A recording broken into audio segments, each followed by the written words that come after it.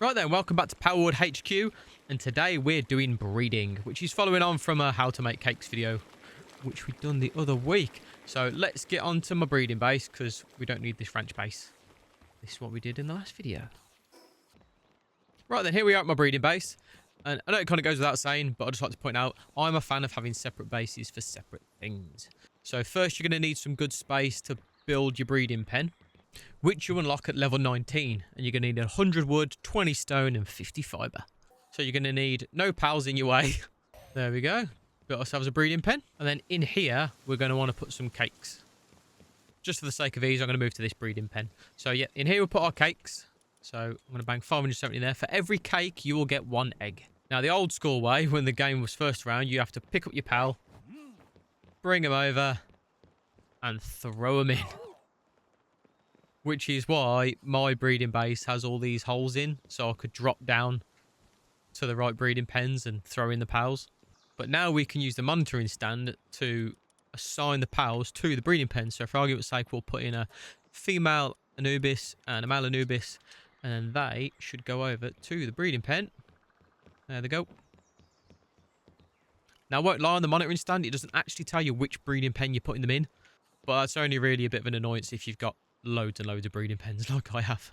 So with your male and your female pal in there and your cakes in here, they should do 1 egg every 5 minutes if you get the philanthropist passive skill. So here we go, the philanthropist passive skill. When assigned to a breeding farm, breeding speed is increased by 100%, so you could potentially get like 40 eggs an hour.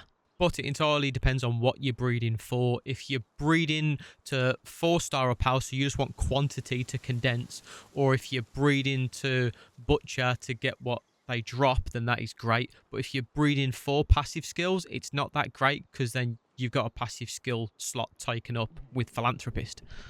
Then lastly, you're not always going to have the pal that you want to breed, and you might need to use a combo to get the pal that you want. And I've always used Game 8 Palworld breeding calculator. So we'll come in here, and let's say for a more awkward one, say if we wanted a Grisbolt, so you can get a Masanda and a Rayhan to get a Grisbolt, or a Grisbolt and a Grisbolt. So yeah, if you can't get 2 pals to breed because you can't find them or you can't catch them, then yeah, look to breed the pals that make up that pair, and then you just keep going back and back. So you'll eventually get to a pal that you can breed with pretty early beginning pals and then work your way up. It's a bit tedious, but it's how I've always done it with some of the higher end pals, like with Grisbolt when I first started. Right then, well, I hope you found that helpful. I'll put the Game 8 breeding calculator link in the description just to save you going and searching for it.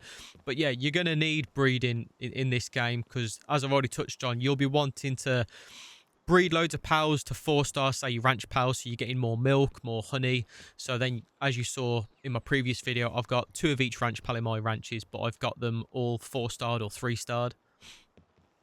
Then, like I'm doing at the minute, I'm breeding Walaskas because I want to chop them up and get Corallium ore, which is what these things are for, the disassembly conveyors.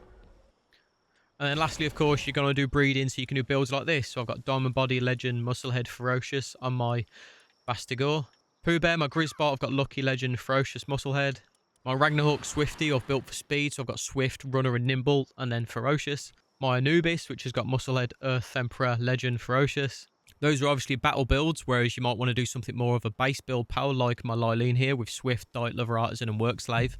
So yeah, I hope you found that helpful. If you have, please consider subscribing. That's it from me here at Palworld HQ, and I will see you in the next video.